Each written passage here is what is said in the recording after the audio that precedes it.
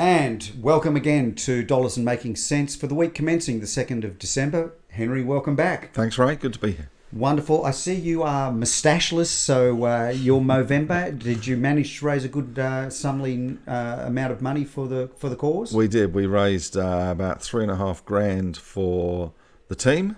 Brilliant. Which was a pretty good result. Last year we raised about $5,000, so this year we raised $3,500, which was pretty good. We did direct a few people who wanted to donate to the Rural Fire Service as well. So that's a great cause. And the team being the Marcus Today team? Yep. That's great. Excellent. So I noticed on Facebook, though, you were getting a lot of dirt comments about your moustache. So there'll be a great sigh of relief out in the local community, certainly here in the Northern Beaches, that the caterpillar has now been dealt with and dispatched until Movember for next year. Yeah, no, I think this is my last go at it. Yes, we often have that discussion about a Movember for Ray, but I end up looking like a Mexicano far too much, given my Italian background as well. So again, look, we're broadcasting today via our YouTube channel, and for those that are in the Northern Beaches area, we also transmit on Radio Northern Beaches at 88.7, 90.3 megahertz, and we also push this out to podcast. So again, multimedia, multi-channel extravaganza. And so for the week, the 2nd of December, Henry, how did you see the week before us? Before us, going forward or looking back? Going back. Going back. Last week was a big week for the market. We had a couple of record closes, record intraday highs, and the market is very much on a Christmas kind of tear at the moment. One of the reasons for this was that we saw RBA Governor Philip Lowe, who came out on Tuesday night and gave a speech on unconventional monetary policy, and I think we'll get to more of that later. Oh, absolutely. I've got at least 3 or 4 different articles that we're going to be referring to today about Governor Lowe's discussion points. So, yeah. But what importantly he did say was that he didn't see a need for the RBA to head down that road just yet. He also said, more importantly for the market, that he did see that 0.25% was a kind of a low point for interest rates, which gives us, in theory, another 2 cuts to go. Now, the RBA meets tomorrow, first Tuesday of the month. I do not think they will cut tomorrow. They don't meet in January, so they will be coming back in February. Now, we've already seen some big house price rises in Sydney and Melbourne, and there are predictions that by March, house prices will be back to where they were before the slump. Record house prices. So I think it's a crazy time. I mean, auction clearance rates are up around 95%. I don't think there's an awful lot of stock around. I mean, I think that's what's driving. That's people part of the rushing. Reason. There's a fear of missing out, and people are rushing because rates are so low. So in theory, we're not going to see Philip Lowe and the board meet till February, by which time we would possibly have record house prices again. So I'm still of the opinion that they will not cut rates anymore because it's stimulating the wrong part of the economy, and it's sending signals to the part of the economy they want to stimulate, which is consumer spending and business confidence, that things are really in a mess. So I think they will try and talk tough but not do anything. But it's fascinating to me, Henry, that the mainstream media and the government right now is sort of pointing the other direction. Look away. I mean, even today, there's this grand story in the Sydney Morning Herald about what Jenny Morrison is wearing. And I'm just scratching my head going, guys, the construction figures that came out last week indicate, the numbers are cratering, and yet the mainstream media is saying nothing to see here, guys. Yes, I mean there's certainly parts of the media that are saying there's something to see here. Ross Gittings of the Sydney Morning Herald always writes very well, and certainly he's pointing out there's problems.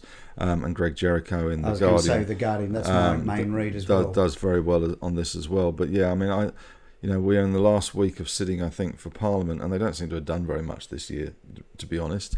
They haven't sat very much either. No, they haven't really done. If they're worried about people not doing their job, I think they should look in the mirror, because the number of parliamentary sitting days they've done and how much legislation they've actually passed. Yeah, I just scratch my head, quite frankly. Yeah, well, and of course the thing they're concentrating on at the moment is the repeal of the Medivac bill.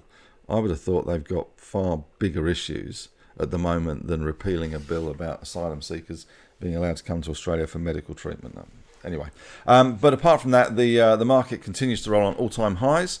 Interest rates being the major focus, and of course last week was very much dominated by Westpac, which of course on Monday, or actually on Tuesday, they lost their CEO, and their chairman is also moving on next year.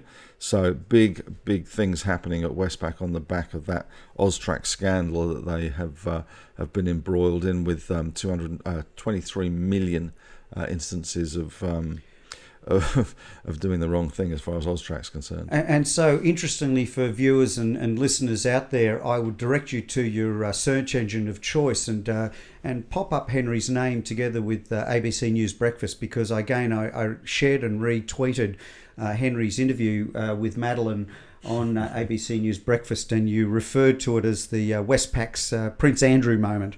I must say, if it wasn't so tragic, I did really have a good laugh. But I mean, it was a great interview, a 6-minute grab that I would recommend to you all to have a look at, because again, we talked a lot about that on the show at Dollars Making Sense on Monday, and about the ability to track, what people are doing with these bits of money. And this also relates, viewers and listeners, to the FASEA code of ethics that's being pushed right now in the financial services industry, and the expectation that financial advisors and banking institutes not only make inquiries but go so far as to drill right down, and if they don't, they are then held fiscally and legally responsible for the malfeasance of people that are totally out of their control. Yep. I mean, these pieces of legislation that's being dreamt up of right now, I'm curious, does anybody there have any grasp of reality? Yeah, I mean, the Westpac thing is interesting on a number of fronts, obviously. But as the week progressed last week, we saw more and more front page stories, and it did seem one of the problems that they had is a cultural thing, in that there were a lot of sort of junior staff members that had pointed to problems with these transactions, but it didn't actually ever make it up the line far enough to people that were responsible and could have done something about it, which is a failure of not just the company, but it's a failure of culture, in that clearly people didn't think they had enough power or enough opportunities to escalate, or they're that. Scared to tell truth, or they're scared to tell the truth. Truth to power. But it does seem, as if there were two key pieces of the jigsaw puzzle in terms of money transactions, whereby they weren't reporting certain banks' transactions. This had dropped out of the system. They thought they were, but they actually weren't, which is, I think it was Standard and Chartered was one of them, and there was another, Citibank I think was another one as well. So any of those transactions were slipping through the net, and they weren't being reported to Austrac if they were in a suspicious nature. So in some ways you've got to feel a little bit sorry for Brian Hartzer, because clearly it didn't get anywhere near him in terms of what he knew or what he didn't know. I'm sure there's going to be more to come out on that. But in other ways, these guys get paid $5 million.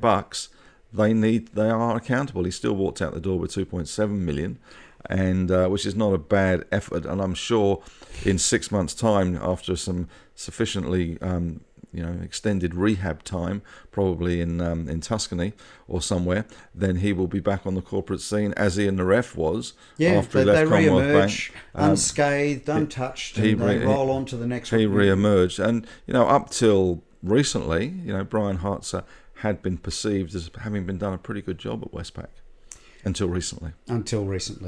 Again, as we roll on in the discussions, the RBA has had a lot to say in the last week, and regards for the interest rates and the like. And again, you've rightly said they've held rates. I don't think they're going to move much in the next few days, and certainly, we're looking at February, March. I still believe that there will be a cut in February, March, for no other reason that the RBA will need to be seen to be doing something, because again, we've still got a situation where the government is doing nothing to stimulate the economy. They're taking a hands-off approach. The construction figures that came out last week were dire, and so the need for stimulus is there, but they're not willing to do anything. And even the RBA is saying, guys, we can only do so much with monetary policy. So I wanted to go down this path and have a bit of a discussion, Henry, today around some of the terms that they use. And QE is one of them, for example. It's a term that's been used a lot in America. And back in the day, before I was in finance, QE to me meant, Queen Elizabeth. Yep. They were referring QE too. They were referring to a big boat that sailed around the world with a lot of rich people drinking fine champagne. But QE in this scenario means quantitative easing. So what does that mean in layman's terms? Quantitative easing is something that all the central banks, with the exception, I guess, of Australia to some extent, have been using around the world since the GFC. And what it's this unconventional monetary policy. So when all else fails, when interest rates fail to stimulate an economy, then central banks do what they call quantitative easing. And what it does is they buy back securities, whether that's assets like bonds in the market, and they are effectively pumping money into the global financial system. And at the same time, they are effectively printing money. So it is a massive sort of quasi-cash stimulus to the economy. It frees up the gears of the global economy and makes it easier for banks to lend. And that's the hope, is that when it makes it easier for them to lend, then they will do so. And as a result, that will help the economy. So quantitative easing has been used, I guess you could argue, successfully by the US with the Fed. They've had a massive bond repurchase program and money printing exercise since the GFC, and it's only just been coming to an end. And actually, in fact, they have been pumping money in unconventional monetary policy into certain parts of the US banking system at the moment, because there has been a sort of a liquidity crisis in some of the instruments used. So they're still doing it. Europe, of course, has been banging on about QE for a long time and supporting their economies with very low interest rates and bond purchase plans. Japan has been doing it since the Pope was a young lad. And Australia hasn't had to go down this road. And it does seem, from what Dr. Lowe said, that he's not convinced that unconventional monetary policy actually does work. He still feels that interest rate cuts do work, but they do take some time to work through the system. But certainly QE, we've had QE1, we've had QE2, which is the first tranche of a QE, quantitative easing program, and the second tranche. If all else fails, there is other sort of strategies they can employ. Not only can they buy bonds, but they could actually directly buy assets as well, like stocks. They could actually buy stocks. So they'll enter the market and buy. Well, it's happened before. It's happened in China, and it's happened in Hong Kong during periods of extreme volatility. The central bank or the authorities, it's probably easier with a command economy like China, but the central authorities will step in, and they will have almost like a quasi-government broker that steps into the market and buys key securities, and that's enough of a vote of confidence that the rest of the market goes, well, the Chinese government are buying, they're going to support the market, they're going to do whatever it takes. And that was the famous quote from Mario Draghi, who was, up until October, the head teller at the European Central Bank, and that he said that they would do whatever it takes to defend the European Union and the European Union's economy, and that included quantitative easing, negative interest rates, if you like, and that encourages. Why would you put money in the bank with negative rates? So the idea is then you don't, so you go out and spend it or lend it. So that's really what they want to do. But Lowe does feel as if he's still got more levers to pull with the Australian economy, albeit he seems to be pulling those levers all by himself, and nobody else seems to be interested in the levers. The government is firmly fixated on a budget surplus for political reasons rather than any other reason. And again, I just shake my head. I mean, the last time we saw government get really involved, for example, in monetary policy, I'd respectfully suggest might have been, in the Banana Republic commentary days when we were defending a dollar plummeting through 50 cents.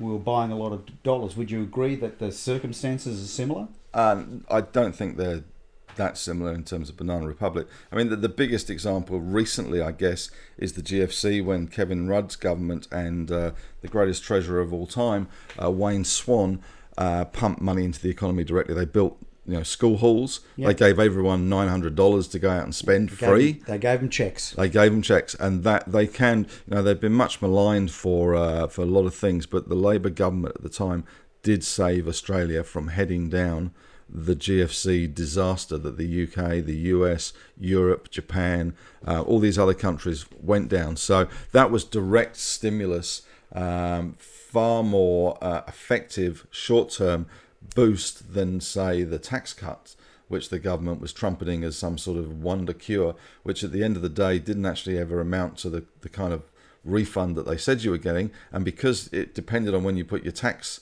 return in, it was such a staggered thing that it kind of just melted into the background. I also noticed with mainstream media, there's a bit of history revisionism occurring right now around that stimulus during the GFC, which, quite frankly, I find incredibly annoying because it's party political, and it's no doubt in my mind that they're trying to rewrite history to simply keep besmirching an opposition that hasn't been in government now for 6 years. And I get, again, increasingly cranky when mainstream media keeps asking Anthony Albanese when he's not in power, guys. Sorry, it's Josh Frydenberg and Scott Morrison that have the reins to this economy right now, and the RBA governor doing what he can. But I don't know why they keep asking the Labor government, the Labor opposition. Sorry, they haven't been there for 6 years. So let's roll on and start doing something, guys. I guess. As they say, history is written by the victors. By the victors. I still maintain, though, and again, for those of you that are in the Sydney area, Henry and I are going to be doing a panel with the Australian Investors Association Tuesday week. So Tuesday the 10th of January, I think it is, at the Chatswood Club. So we're going to be in discussion also with Ashley Brown. And that night we'll also be recording that for a podcast and video channel as well for those that are interested in that night. And we'll be looking at 2019, the year that was, and we'll be looking forward to 2020. And again, I ran a discussion group just last Friday here in Collaroy with my own AIA discussion group. And, a lot of questions right now. There's a lot of money slushing around looking for a home. There's a lot of money looking for something better than 1% at the bank. And so asset prices are going up because of it. House prices are going up because there's lack of supply. And when they look at me and say, well, Ray, what do you think? I'll be blowed. I just don't have a clue. I really don't have a clue where we're going next year. Well, interest rates aren't going up. Well, I reckon, you and I have got this little side bet. I reckon they're going to go down at least 25 basis points between now and I reckon it'll be February, March, most likely March, but before Easter, I reckon it'll be done. And again, simply because they want to be seen to be doing something. Yeah. But impact, I think it'll be bugger all. And we've talked about NIMS and the banks. I mean, I wouldn't be surprised, Henry. And again, we'll come back and look at this hopefully next year. But I wouldn't be surprised if the big four banks say, you know what, when the next interest rate comes, tough shit, we're not going to give any of it on. Well, that's the danger. The banks have decoupled from the RBA for such a long time. And when you look at, it's not about mortgages. This is not about where the RBA should be targeting their bang for buck.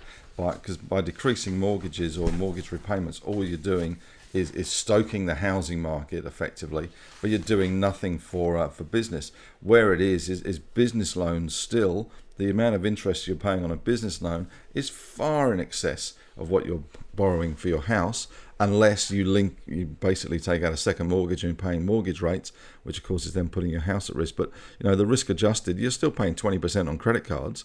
When was the 24. When was the last time your credit card interest rate came down? When was the last time you got a nice letter from the bank saying, hey, your business loan now is, instead of being 10%, is now 6%? And might I just add a little bone that I've got to pick with American Express right here and right now. I've been a loyal American Express customer for probably 30 odd years, and we all love the loyalty points. But something that they've been creeping in, and again, if you're wondering about loyalty points, listeners, that's the one reason that a lot of people still hold on to their credit cards. But if you're an AMEX user, for example, barely 3 to 4 years ago, 100,000 points would get you $1,000 in a gift card that you would go to JB Hi-Fi or Myer or Westfield or whatever. That same 100,000 points now gets you, wait for it, $500. They've halved it. So they went from 100,000 down to 65,000 points, and they went down again, down to 50,000 points. And mind you, the yearly fees don't change. The costs that get lumped on when you go to any transactional establishment that simply says, I'm going to add 1.5 or 2% to your fees because you're using an American Express or Diners Club card. You know what, guys? Mine's due. I'm simply going to can it, because why bother I've got to pay the yearly fee and I'm getting my loyalty points halved. They've just been halved, guys. So that's my little gripe. That's my rant. Let's roll on. It's about time for... that time again. Disclaimer. So, disclaimer. Thanks for listening to Dollars and Making Sense, a weekly program about finance, money and investing. The views, comments and opinions aired during our program should not be construed or viewed as financial advice. Any commentary is general advice only and does not take into account your objective financial situation or your individual needs. You should consider whether the advice is suitable for you and your personal circumstances, and if in doubt, you should contact an authorized licensed financial planner. And please do. And again, for those of you that are tracking our portfolio, remember they are commentary and recommendations only. It's not advice. If you're not sure, please seek professional financial advice always. Now, one of the stocks that we've been tracking in our sort of day-to-day or sort of week-to-week, you refer to them as pseudo-bond type investments. Yeah, bond proxies. Bond proxies. I love that term, bond proxies. And again, a lot of people don't know what a proxy is to begin with. It's a term bandied around a lot in shareholder meetings. But again, a proxy simply means a stand-in. Okay, so let's talk about this one that came up again, Sydney Airport. Yeah, Sydney Airport. Interesting. It's obviously currently it's got a monopoly. It won't have from 2025 or whenever Badgerys Creek is built.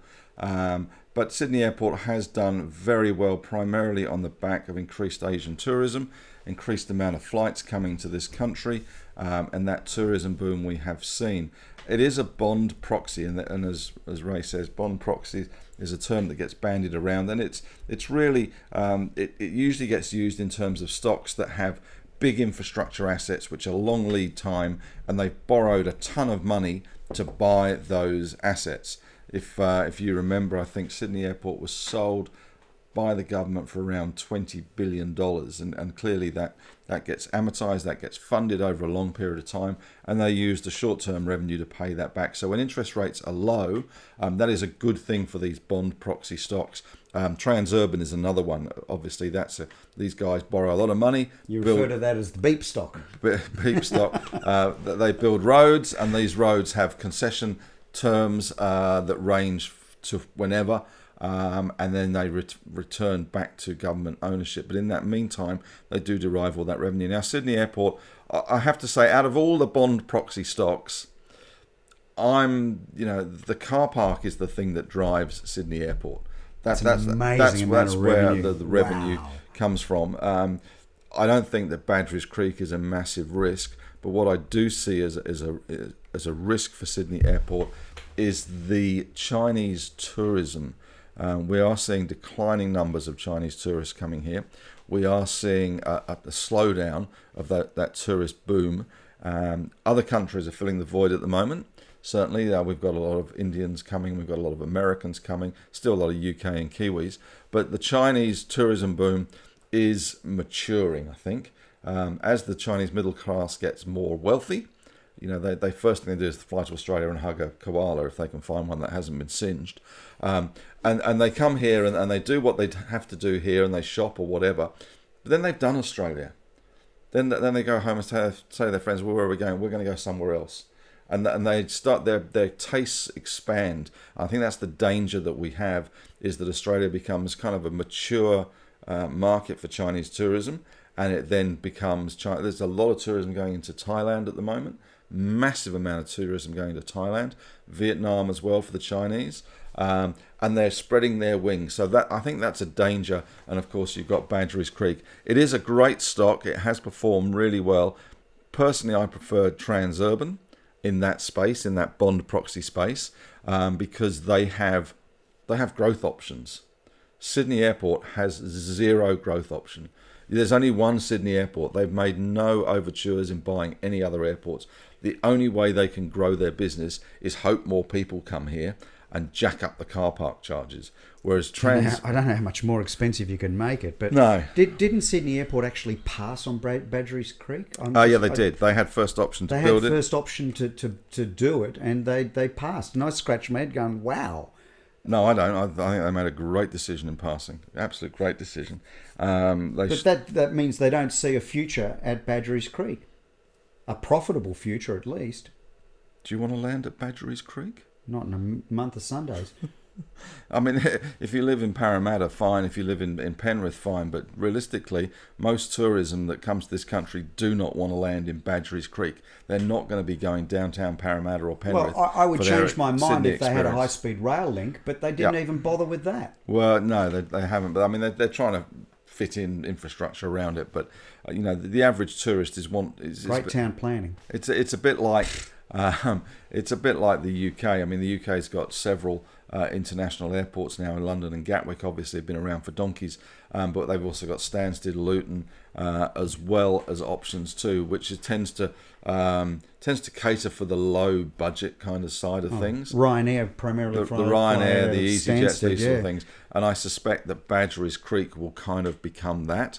But, so if you're going to be flying Jetstar or Tiger, maybe you're going to get shunted off to Badgerys Creek. But I suspect the lucrative route, which is Sydney-Melbourne, will remain at Sydney Airport. Where it is, yeah, and still profitable. But again, interesting commentary as people are looking. They're looking at these bond proxies simply because they're looking for a haven for this cash that's sloshing around. Yeah, and it's because they have extraordinary leverage, because they've borrowed so much money, and if they can refinance that borrowing to refinance their borrowing on their big major assets like the M2 or the M5 or whatever it is, or Sydney Airport, they have that leverage operationally. That the revenue stays where it is, and in Transurban's case, it beats inflation. It's 4%, 4.5% every year. It's almost as good as private healthcare.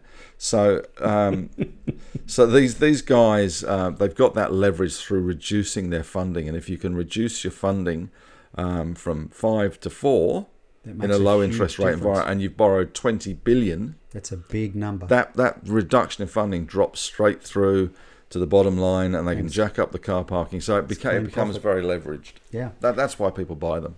No, again, it's of interest because again, it surfaced again through commentary in the markets that I flicked through in preparation for our weekly chat. Okay, so as we keep looking through, one of the things again that I noticed in commentary, we're now looking at a submarine contract that's going to eventually cost us $225 billion. Wow, it's a lot, isn't it? It sounds for a yellow submarine. It is a heck of a lot. Does seem, I must admit, I can't see why we would need $225 billion worth of submarines, but there you go. I would have thought there's far greater pressing issues that this country has got, and I'm not sure who we'd use them against, bearing in mind that most of the people that we'd possibly use them against are our major customers, so we'd be shooting a big torpedo in our foot if we did use them against anyone. So, yep.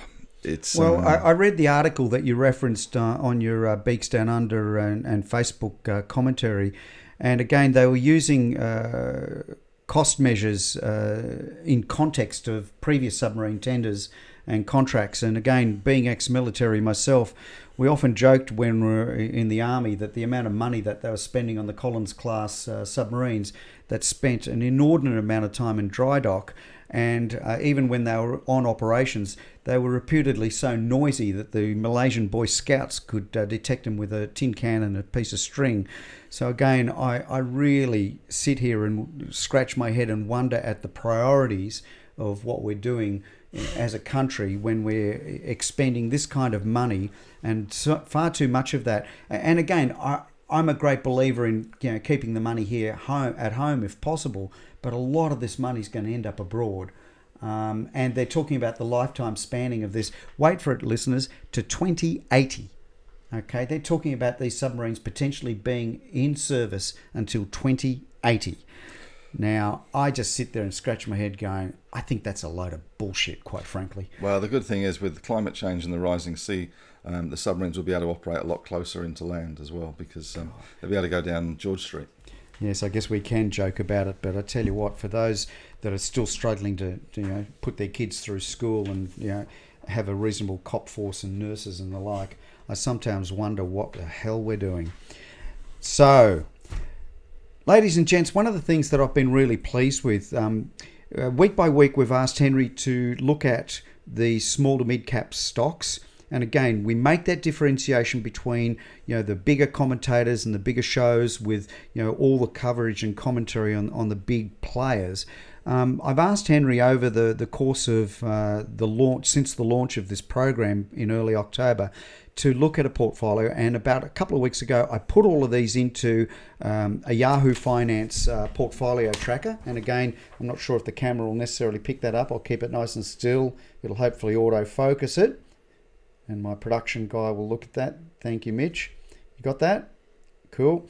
And again, I'm tracking that now on our blog on otgcapital.com.au, and right now, as of this morning, that particular portfolio is tracking at 8.11% in the green, which is kind of good. It is kind of good. They do say that a rising tide lifts all boats. It probably lifts all submarines as well. So it does help that the market is running quite hot at the moment. So that is always a good thing. So when we look at this list, and again, just to refresh memories, we're talking Zip, Xero, Macquarie, Chimic, WiseTech, Premium, and Magellan. Are there any pluses or minuses that you see in that list? I mean, out of all of these, the only red one we've got is Zip. And again, Zip was recommended for buy by another couple of brokerages earlier in the week, last week that is. And so even though from the time when you looked at it, it's actually dropped in our portfolio by about 6 or so %, and that's the only downside in our entire portfolio. You still see that as a hold and maybe buy a bit more even? Yeah, I mean, Zip is involved in the buy now, pay later business, and they've got Christmas coming up, so that's always a bonus. They have just raised some capital, which has really whacked the price around. 60 million, wasn't it? Yeah, so that's whacked the price around, and that does tend to disrupt, hopefully short term, and give some indigestion to the market, and hopefully as the market moves through that, then Zip will probably pick up. But interestingly, in the last certainly last week, the high-flying stocks that we've seen in this market this year, Zip's one, Afterpay Touch is another one, the WiseTechs, the Appens, haven't really done the hard yards. What has been interesting is the boring stocks, if you like. Things like Woolies, Wesfarmers, Coles have done the big guys, yeah, really, really well. And the BHPs and the Rios have done very well. The Fortescues, even Telstra came Lazarus-like back to life last week after their investor Be still day. My beating heart. Telstra. I know. Come on. I know. It's hard to believe, but it is hard to believe. But again, the big thing is that the banks are imploding. Their business model is under pressure. They have got fines and remediation costs coming out of their ears, and those dividends are not safe. So as a result, investors are hunting around for safe defensive stocks that have got a half decent yield and are fully franked. And the Woolies, the Wesfarmers, the Coles fit very nicely into that basket. Absolutely, they do. If you pardon that pun. And Telstra, Telstra also falls into that basket. Interestingly, I wrote something in the newsletter today about the triumvirate of our consumer staples against their international competitors, stocks like Sainsbury's or Tesco's or even Walmart or Costco in the US. And they actually stack up pretty well. In terms of PEs, we've got PEs of our three around sort of 26, 28 times, which is expensive given the market's sort of averages around 18. Right. But their US equivalents, which have also had really good years this year, are also similar, same as the UK. So we're not massively out of line in that respect. The yields aren't as good as the banks, but they are defensive. And if you're in a trade war with China, which we still are, we haven't had the phase 1 deal, then domestically focused defensive stocks that have no international exposure can be a good place to be. Well, let me just pick up on this trade war comment that you've just made, because before we came on air to tape this show, you made mention of a pivotal date later on this month that certainly has passed my mind. Maybe remind the viewers and listeners about that. Yeah, the last set of tweets from Mr. Trump in terms of the trade deal is that there will be a big ratchet up on December the 15th in tariffs, and not only in the amount of percent on those tariffs, but also what those tariffs apply to. And the ones coming in on the 15th of December are far more consumer-based focus. So they're in time for Christmas. Just in time for Christmas. Now, he did delay those originally because they were coming in the end of October, I think, from memory. And he delayed them till mid-December so that people could shop early for Christmas. So the Black Friday do sales.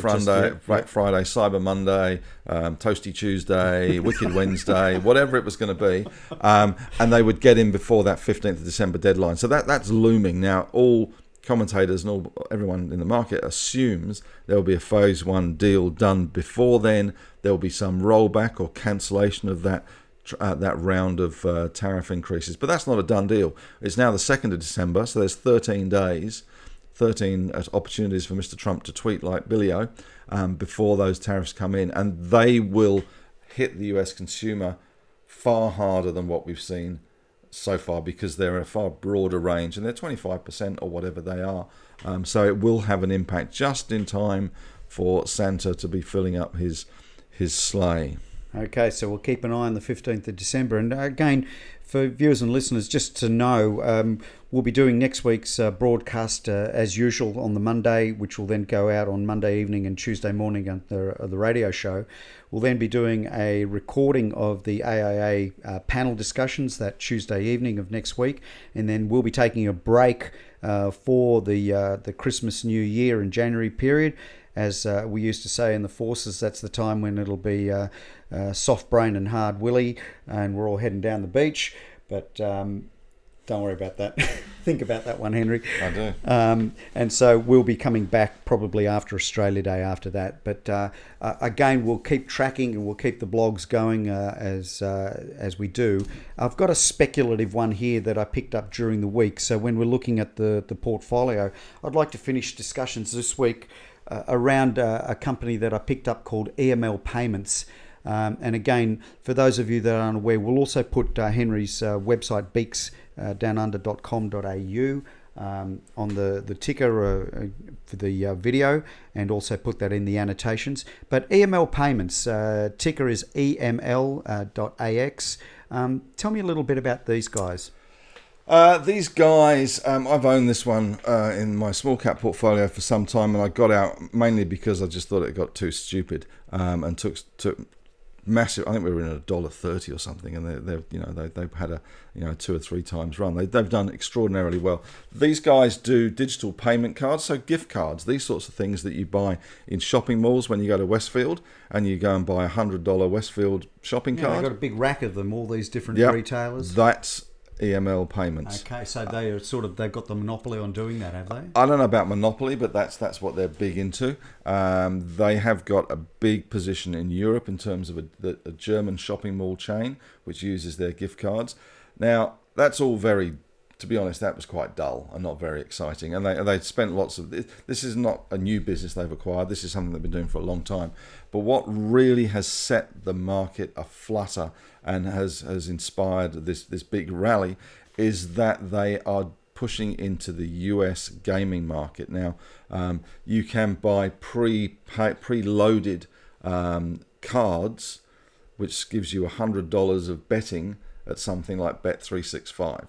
So in the US, this is a big market. So this is the big hope for them, is that they can crack these prepaid gambling cards that are used by people to bet on sports bets, etc., in the US, which is obviously a big market. All the other stuff has been good, and they've obviously been adding businesses, and they made some acquisitions, and they've been doing pretty well, and it's starting to gain traction because it's in that sort of buy now, pay later, fintechy kind of space, so it gets trendy all of a sudden. But the real kicker for them has been this business in the US, which has got a lot of people gamble responsibly, apparently, by having a of course preloaded card which has got a set amount of money on it. So once they've lost that card's gone, and they can't reload it up, and they can't gamble anymore. So they are quite popular, and EML are pushing into that space. So that's why the market's got pretty excited about it.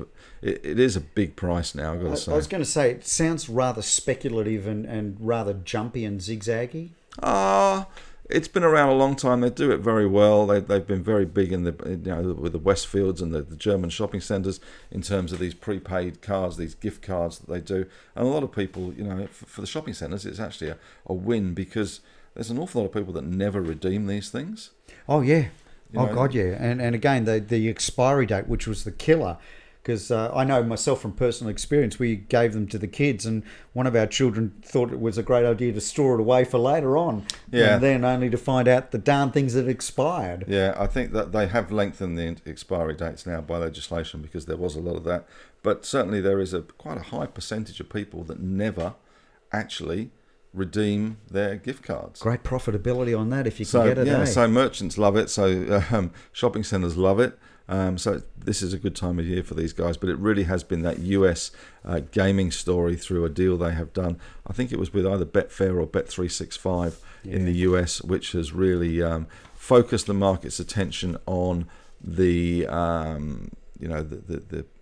catalyst for a big upgrade. But this stock has been going pretty nuts already, so you have to be a bit careful. Okay. So at this stage, it's neither an addition or deletion, I guess, on our particular not really. portfolio. No. So when we look at our list at the moment, Henry, Stet, we'll leave it as is at this point? Yeah, relatively happy. I don't think, we're at an all-time high. It's very hard to be looking at stocks going, cool, these are all cheap and we should be buying them. There are some cheap stocks around from time to time, but I think, that's probably... That's where we're at this point in time. That's where we're at. So we're at a hold situation, and again, there's nothing wrong with that. Sometimes the best thing to do is nothing. Yes. Absolutely. Okay, well, look, that's a wrap for this week, commencing the 2nd of December. Henry, as always, a pleasure having you along for our discussions. And again, well done on the interview last week with the ABC. I hope you get a few more. They're always quite entertaining, I've got to say. You even had Michael Rowland in a bit of a tither afterwards. He really had a bit of a joke about the Prince Andrew comment, but then again, it was quite valid as well. There you go. So for all of you, look, we've had some comments now coming through on our YouTube channel. Thank you. We really appreciate that. And again, we're on socials, we're on Twitter, we're on Insta, and I don't know if anybody uses that, but it's there just in case. Apparently it's quite big with young people. There you go. Well, we're still young, aren't we, Henry? Right. Apparently not. We'll keep in our brain anyway. So look, that's a wrap for the week, 2nd of December. Thanks for watching. And again, we always welcome your feedback. And that's up. Signing out.